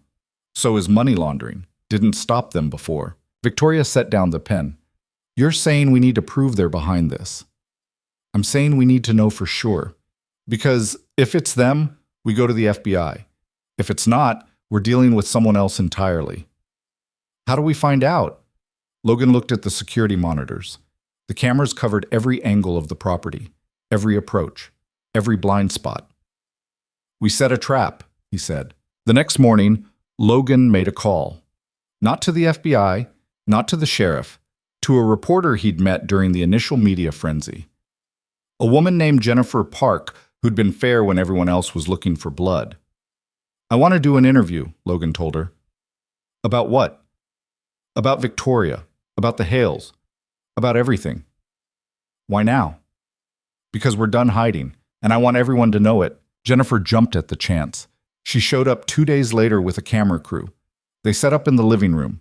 Logan and Victoria sat on the couch, Macy safely at Dale's house. Jennifer started with softballs. How they met. What Victoria was doing now. How Macy was adjusting. Then she went harder. "There are people who say you manipulated Victoria for her money. How do you respond to that?" Logan looked straight at the camera. "I didn't ask for her money. I didn't want it. She gave it freely because she wanted to help. That's not manipulation. That's kindness." "And the accusations that Victoria is mentally unstable?" Victoria answered that one. "I was trapped, controlled, forced into a life I didn't choose. Wanting freedom from that isn't insanity. It's survival." "What about the people who've lost money because of your father's arrest?" "I'm sorry for their losses, but my father's crimes aren't my responsibility. Neither are Marcus's." Jennifer leaned forward. "There have been incidents, vandalism, arson, and attempted murder. Do you think these are connected to the Hale investigation?" Logan nodded. "We know they are." "Do you know who's behind them?" "We have suspicions." "Care to share?" Logan looked at Victoria. She gave a small nod. "We think Richard Hale and Marcus Delacroix are coordinating attacks from prison," Logan said, "using their legal teams to send messages, hiring people to harass us, intimidate us, hurt us, because they know if we testify at trial, they're done. That's a serious accusation. It's the truth. Can you prove it?" "We're working on it." The interview aired that night. By morning, it had been picked up by national networks. Logan's phone rang constantly. Reporters, lawyers, random people with opinions. He ignored all of them except one. Agent Chen. "That was a bold move," she said when Logan answered. "It was necessary." "You just painted a target on your back." "The target was already there. Now everyone knows it. We're looking into your allegations. If Hale and Delacroix are orchestrating attacks from custody, we'll find out." "How long will that take?" "Long enough. In the meantime, watch yourself." Logan promised he would, but watching wasn't enough anymore. He needed to act. That night, Wright called. Got something on the cameras. Logan pulled up the feed. A car had driven past the property 3 times in the last hour. Same car. Dark sedan. Tinted windows. They're surveilling you, Wright said. Can you get a plate? Already did. Running it now. 20 minutes later, Wright called back. Car's registered to a shell company. Same kind your friend Marcus liked to use. So it's him. Or someone working for him. Where's the car now? Parked half a mile down the road, watching. Logan looked at Victoria. She was listening, her face tense. I'm going out there, Logan said. Bad idea, Wright replied. Got a better one? Yeah, let me handle it. How? My way. Logan trusted Wright. Didn't have much choice. All right, but I want updates. You'll get them. Wright worked fast. By the next morning, he had a name. David Keller, former private security, currently employed by a firm that specialized in corporate intimidation. The firm had 3 clients. One of them was a shell company Marcus controlled. That's our connection, Wright said. Keller's been doing the dirty work, the fire, the brake line, all of it. Where is he now? Hotel in town. I've got eyes on him. Can the sheriff arrest him? On what charge? We've got circumstantial evidence. Nothing concrete. So what do we do? Wright was quiet for a moment. We get him to confess. How? We make him think he's won. The plan was simple. Logan would leave the ranch, take Macy to Dale's, make it look like they were running. Keller would follow. And when he made his move, Wright would be waiting. Victoria hated it. You're using yourself as bait. It's the only way. It's insane. You got a better idea? She didn't. So that night, Logan packed a bag, loaded Macy into Dale's truck, drove away from the ranch with Victoria watching from the porch, her face pale in the fading light. Keller took the bait. His car pulled out behind them, kept a careful distance. Logan drove toward town, taking back roads, keeping Keller interested. Wright was somewhere behind them, tracking both vehicles. 3 miles from Dale's place, Keller made his move. He accelerated, pulled alongside Logan's truck. Logan saw the gun coming up and jerked the wheel. The shot went wide. Macy screamed. Logan floored it. The truck's engine roared. Keller stayed on them. Another shot. This one took out the rear window. Glass exploded. Logan covered Macy with his arm while trying to keep the truck on the road. Then Wright's car came out of nowhere, rammed Keller from the side. Both vehicles spun. Keller's car hit a tree. Wright was out of his car in seconds, gun drawn, pulling Keller from the wreckage. Logan stopped the truck, got out. Macy was crying but unhurt. He held her while Wright zip-tied Keller's hands and called the sheriff. When Dawson arrived, Keller was still on the ground, blood running from a cut on his forehead, cursing. Wright had already searched him, found a phone with text messages from a burner number, instructions, targets, everything they needed. Who hired you? Dawson demanded. Keller spat blood. Lawyer. Which lawyer? Delacroix. Dawson looked at Logan. That enough for you? It's enough. They took Keller into custody. The FBI got the phone records, traced the burner number. It led back to Marcus's legal team. Within 48 hours, 2 attorneys were arrested for conspiracy. Marcus was moved to solitary. His communications were completely cut off. Logan took Macy home. Victoria was waiting on the porch. When she saw them, she ran, grabbed them both, held on like she'd never let go. It's over, Logan said. For now. For good. Without his lawyers, Marcus can't reach anyone. And your father's not stupid enough to try the same thing. Victoria pulled back, looked at him. We won. Yeah, we did. We did. That night, after Macy was asleep, Logan and Victoria sat on the porch. The stars were out. The air was cool. Everything was quiet. What happens now? Victoria asked. We rebuild, fix the barn, get back to normal. Is there a normal for us? Logan thought about it. I don't know, but I'd like to find out. Victoria took his hand. Me too. They sat there until the cold drove them inside. Logan made coffee that neither of them drank. Victoria stared at her hands, the calluses and scars that mapped out the last 2 months of her life. She'd gone from manicured nails and silk dresses to rough palms and work boots. The woman who'd climbed out of that bridal suite felt like a stranger now. You think it's really over? She asked. Logan leaned against the counter. Keller's in custody. Marcus's lawyers are arrested. Your father's isolated. Yeah, I think it's over. But the trial is 6 months away, and when it comes, you'll testify. They'll go to prison, and then it'll really be over. Victoria wanted to believe him, but she'd spent too many years watching powerful men slip through cracks that shouldn't exist. My father's never lost anything in his life. Not a deal, not a lawsuit, nothing. He lost you. The words hung in the air between them. Victoria looked up. Logan's face was tired but certain. That's not the same, she said quietly. Isn't it? You were the one thing he thought he owned completely, and you walked away. That's the biggest loss of all. Victoria felt something shift in her chest. She'd spent so long thinking about escape in terms of survival, getting out, staying hidden, not getting dragged back. She hadn't thought about it as winning, as taking something from him that he could never get back. I need to tell you something, she said. All right. When I first got here, I thought this was temporary, a place to hide until I figured out my next move. I didn't think... She stopped, started again. I didn't think I'd want to stay. And now? Now I can't imagine being anywhere else. Logan was quiet for a moment. Then he crossed the kitchen and sat down across from her. You know this life isn't easy, right? The ranch barely makes money. We're always one bad season away from trouble. It's hard work and long hours and no guarantees. I know. And Macy, she's got her own baggage, questions about her mom, nightmares. She's 6 and she's already lost more than most people lose in a lifetime. I know that too. So why stay? You could go anywhere, do anything. You've got money, education, options. Victoria reached across the table, took his hand. Because for the first time in my life, I'm choosing something because I want it. Not because someone told me to, not because it looks good on paper, because it feels right.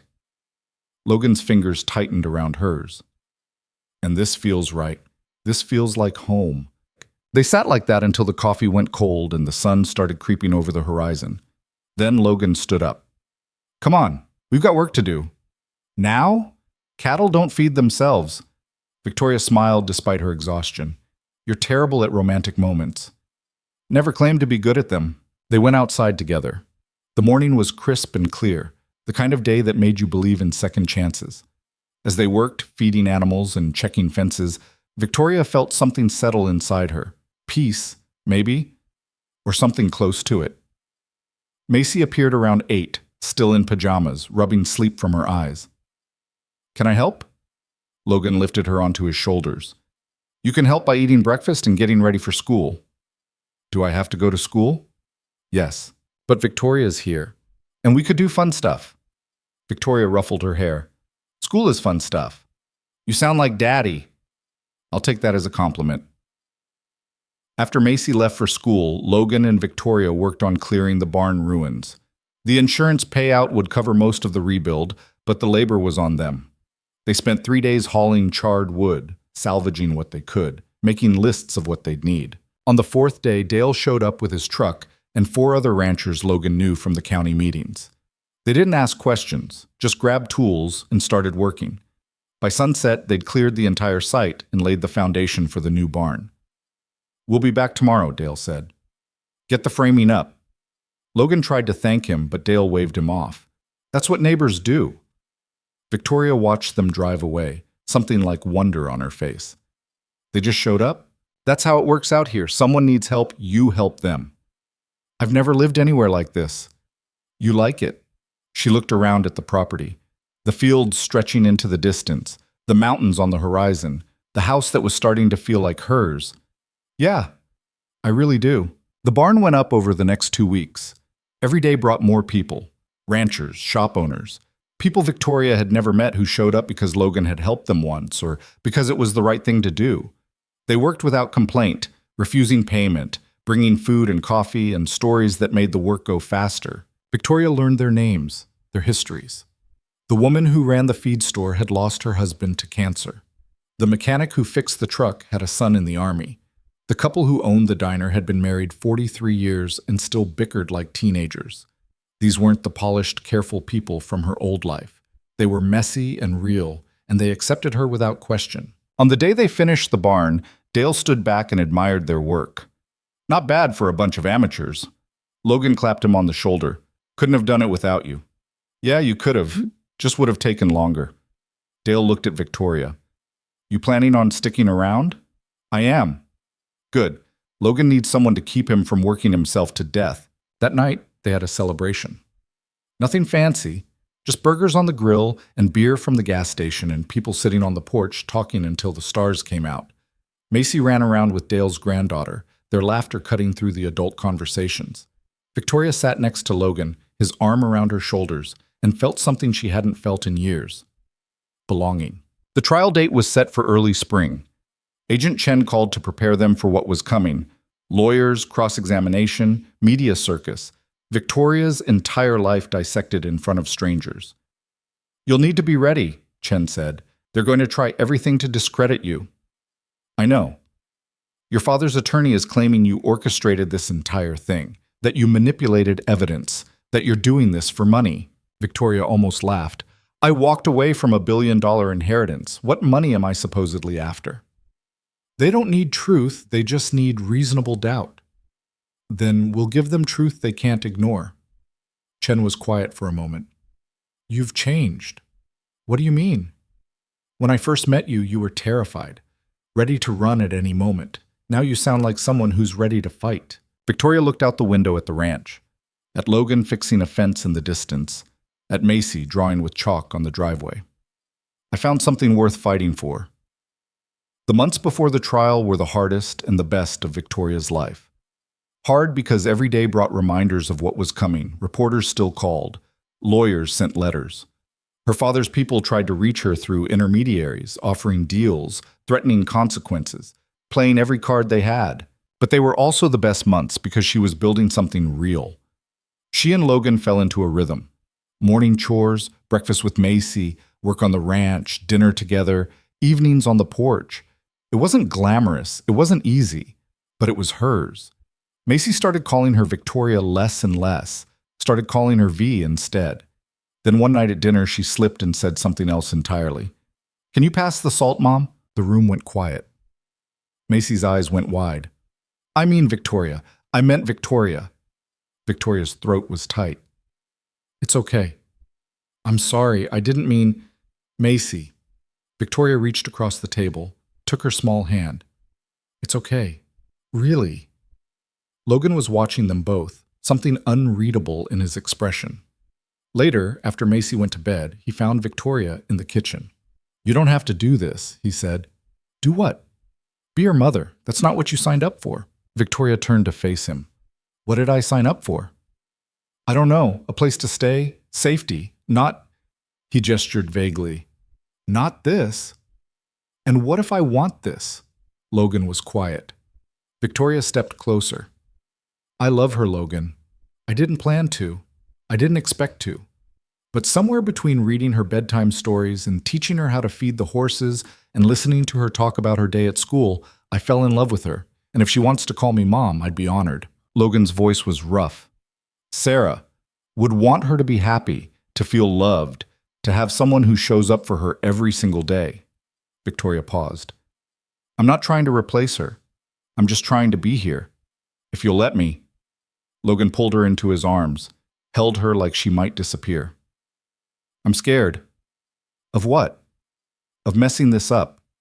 Of losing you the way I lost her. Of getting everything I want and watching it fall apart. Life doesn't come with guarantees, Logan. You taught me that. Doesn't make it less terrifying. No, but we do it anyway. They stood in the kitchen holding each other while the house settled around them. Outside, the wind picked up. Winter was coming, but spring wouldn't be far behind. The trial started on a Tuesday. The courthouse was packed. Media, spectators, people who'd followed the story and wanted to see how it ended. Victoria wore a simple dress and her mother's pearls. Logan sat in the front row with Macy staying with Dale for the duration. Agent Chen was there. Right. The attorneys who'd worked on the case. Richard Hale sat at the defense table looking exactly like he always had. Expensive suit, perfect hair. The face of a man who'd never apologized for anything. He didn't look at Victoria when she entered. Didn't acknowledge her at all. Marcus sat at another table, flanked by his own lawyers. He looked thinner, older. Prison had worn him down in ways Victoria hadn't expected. When their eyes met, he smiled. It made her skin crawl. The prosecution went first. They laid out the evidence methodically. Bank records, wire transfers, testimony from Gerald Whitman, who'd been granted immunity in exchange for cooperation. He detailed decades of fraud, money laundering, bribes, deals made in shadows and sealed with threats. When it was Victoria's turn to testify, she walked to the stand with her head high. The prosecutor started with easy questions. Her name, her relationship to Richard Hale, her role in the family business. Then they got harder. Did your father force you into an engagement with Marcus Delacroix? Yes. How? He told me if I didn't marry Marcus, he'd disown me, cut me off completely, make sure I never worked again. And did you believe him? I knew him, so yes, I believed him. What made you decide to run? Victoria looked at her father. He was watching her now. I realized I'd rather have nothing than spend my life as someone's property. The defense attorney came at her hard, questioned her mental state, her motivations, her relationship with Logan, suggested she'd orchestrated the entire thing for money and revenge. Isn't it true you've been living with Mr. Hayes? Yes. And isn't it true you transferred a substantial sum of money to him? To save his ranch? Yes. How convenient. The runaway heiress finds a struggling rancher and suddenly his debts are paid. Victoria didn't flinch. I paid his debts because he gave me shelter when I had nowhere else to go. Because he didn't ask for anything in return. Because he's a good man who deserves better than losing everything his wife dreamed of. Or because you needed someone to hide you. I needed someone to see me as a person instead of a transaction. Logan did that. My father never did. The attorney tried to rattle her, brought up her mother's death, her privileged upbringing, the money she'd walked away from. But Victoria had spent 2 months hauling hay and fixing fences and learning what it meant to build something with your own hands. She wasn't the same woman who'd climbed out of that bridal suite. When she stepped down, Logan was waiting. He didn't say anything, just took her hand. The trial lasted 3 weeks. Testimony, evidence, expert witnesses. The jury deliberated for 2 days. When they came back, the courtroom was silent. Guilty. On all counts. Richard Hale showed no emotion. Marcus put his head in his hands. The judge set sentencing for 6 weeks out. Federal guidelines suggested 25 years minimum. Victoria walked out of the courthouse into the spring sunshine. Reporters shouted questions. Cameras flashed. She ignored all of it. Logan was waiting by the truck. She climbed in and they drove away. They didn't talk on the drive home. There wasn't much to say. It was done. Over. The man who'd controlled her entire life was going to prison for the rest of his. When they pulled into the ranch, Macy came running out. Did you win? Victoria picked her up. Yeah, baby, we won. That night, after Macy was asleep, Logan found Victoria in the barn. She was brushing down one of the horses, her movement slow and rhythmic. You all right? He asked. I don't know what I am. That's fair. Victoria set down the brush. I thought I'd feel different, relieved, happy, something, but I just feel empty. You just watched your father get convicted. That's not nothing. He stopped being my father a long time ago. Maybe he never really was. She leaned against the stall door. I keep thinking about my mother, about what she'd say if she could see all this. What do you think she'd say? That I'm stronger than she ever was, that I got out when she couldn't. Logan moved closer. You are strong, stronger than you think. I don't feel strong. Strength isn't about feeling it. It's about doing what needs to be done even when you're terrified. You've been doing that since the night you showed up here. Victoria looked at him. Really looked. This man who'd taken her in when he had every reason not to. Who'd fought for her when it wasn't his fight. Who'd shown her what it meant to choose something because it was right instead of easy. I love you, she said. Logan went still. What? I love you. I should have said it before. Should have said it weeks ago. But I was scared. I've spent my whole life having feelings used against me. Love as leverage, as control. I didn't know how to say it without it meaning something terrible. And now? Now I know it doesn't have to mean anything except exactly what it is. I love you. I love Macy. I love this life we're building, and I want to keep building it, if you'll have me." Logan crossed the distance between them, kissed her like he'd been waiting his whole life to do it. When they broke apart, his eyes were bright. "I love you too," he said. "Have since that first night when you stood in my driveway looking half drowned and completely terrified and still refused to give up. That's a weird moment to fall in love." "Yeah, well, I'm a weird guy." Victoria laughed. It felt good, real. "So what now?" "Now we live, day by day, one morning at a time. We build this ranch into something that works. We raise Macy. We figure it out as we go. No grand plans? Plans fall apart. Life doesn't." They stood in the barn holding each other while the horses shifted in their stalls and the night settled around them. Outside, the stars were bright and the air smelled like spring. New beginnings, fresh starts. All the things Victoria had stopped believing in until she didn't have a choice. 6 weeks later, the judge handed down the sentences. Richard Hale got 30 years. Marcus got 25, neither would be eligible for parole. Victoria watched it on the news from Logan's couch, Macy curled up next to her drawing pictures of horses. "Is the bad man gone now?" Macy asked. "Yeah, sweetheart. He's gone." "Good. I didn't like him." "Me neither." Logan came in from the barn, saw them on the couch, smiled. "Dinner in 20 minutes. "Can we have spaghetti?" Macy asked. "We're having chicken." "But I want spaghetti." "Too bad," Macy pouted. Victoria hid a smile. This was life now. Small arguments, dinner negotiations, normal problems with normal solutions. It was everything she'd never known she wanted. That weekend, Victoria made a decision. She called her father's attorney, not Gerald, but the one handling the estate. Told him she was officially renouncing her inheritance. Every penny, every asset, every claim to the Hale empire. "Are you certain?" the attorney asked. "Completely." "That's a substantial amount of money." "I don't want it. Donate it. Set up a foundation. I don't care. Just make sure my name isn't attached to it." "May I ask why?" "Because that money was built on lies and corruption, and I want no part of it." She hung up feeling lighter than she had in months. Logan found her on the porch. "You sure about that?" he asked. "Positive." "That was a lot of money." "I don't need a lot of money. I need this." She gestured at the ranch, the fields, the mountains. "This is enough." Logan sat down next to her. "It's not going to be easy. Running this place, making it profitable." "I know." "We'll have to work, really work. Long hours, hard labor, probably fail a bunch of times before we figure it out." "I'm counting on it." He looked at her. "Why?" "Because easy things don't mean anything. Hard things do. And I want my life to mean something." Logan took her hand. "It already does." Spring turned to summer. They rebuilt the ranch slowly, added new cattle, fixed old equipment. Victoria learned the business side, analyzing costs and revenues, and finding efficiencies her father would have hired a team of consultants to identify.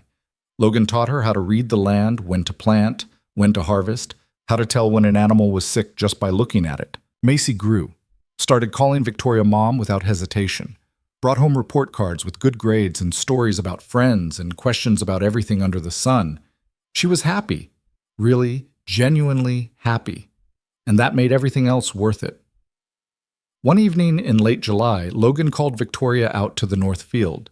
The sun was setting, painting everything gold and orange. He'd set up a blanket, 2 glasses, a bottle of wine that was probably terrible, but he'd tried. "What's this?" Victoria asked. "This is me being romantic. Don't get used to it." She laughed and sat down. Logan joined her. They watched the sunset in comfortable silence. Then Logan reached into his pocket and pulled out a small box. Victoria's breath caught. "Logan, let me say this before I lose my nerve." He opened the box. Inside was a simple ring, no diamond, just a band of silver with tiny engravings. "This isn't fancy. It's not what you deserve. But it's what I can afford, and it's real, and it's from me. It's perfect. I haven't asked yet." "Then ask." Logan took the ring out, held it between them. "Victoria Hale, will you marry me? Will you build this life with me?" Will you be Macy's mom and my wife and my partner in all the chaos that comes with trying to make a failing ranch into something that works? Victoria was crying, happy tears, the kind she'd never cried before. Yes. Yes to all of it. Logan slipped the ring on her finger, kissed her while the sun set behind them and the world turned quiet. When they broke apart, Victoria looked at the ring. The engravings were words, small, precise. "What does it say?" she asked. "It's a line from something Sarah used to say. She got it from her grandmother." Logan traced the letters. It says, "Courage is choosing to start again." Victoria felt tears start fresh. "It's beautiful." "So are you." They sat on that blanket until the stars came out. Then they walked back to the house hand in hand, ready for whatever came next. Because that's what courage was. Not the absence of fear, not some grand heroic gesture, just the willingness to keep going when everything fell apart. To start again when starting over seemed impossible.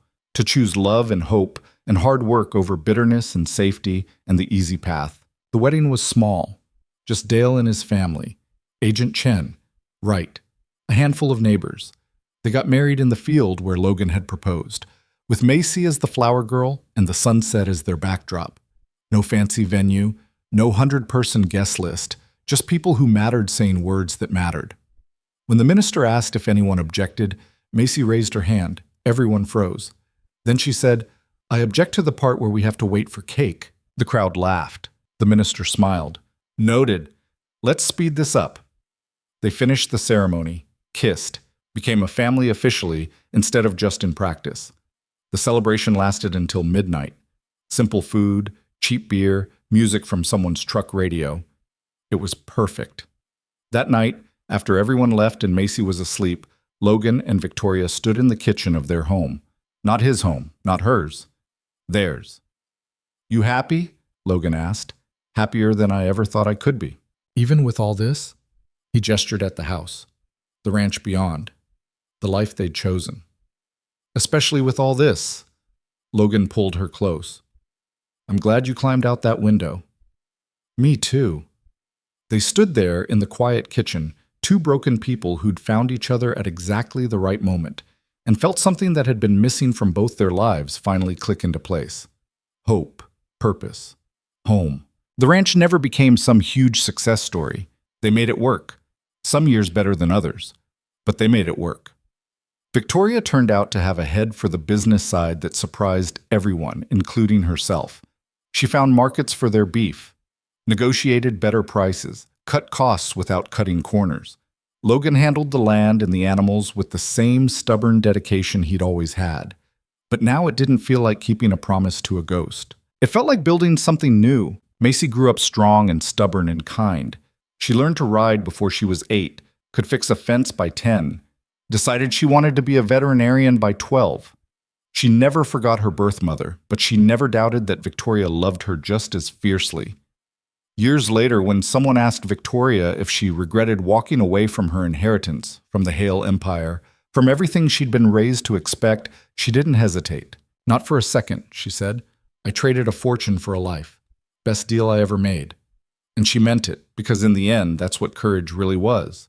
Not the big dramatic gesture, not the single moment of defiance, but the daily choice to build something real with your own hands, to love people who weren't perfect, to stay when leaving would be easier, to start again when everything fell apart. Victoria had spent her whole life being told who to be, what to want, how to live. It took losing everything to realize she'd never had anything worth keeping. And it took a struggling rancher, a 6-year-old girl, and a broken-down ranch to show her what real wealth actually looked like. It looked like morning coffee on the porch, like Macy's laughter, like Logan's hand in hers, like work that made you tired and proud at the same time, like a life built on choices instead of obligations. It looked like freedom, the kind you couldn't buy or inherit or steal, the kind you had to earn by being brave enough to walk away from everything safe and familiar and step into something uncertain and real. That's what Victoria learned on that ranch. That's what Logan learned too. That strength wasn't about never breaking. It was about putting yourself back together and choosing to keep going. That family wasn't always blood. Sometimes it was the people who showed up when showing up mattered. That home wasn't a place your money could buy. It was what you built with the people you loved. And in the end, that was enough. More than enough. It was everything.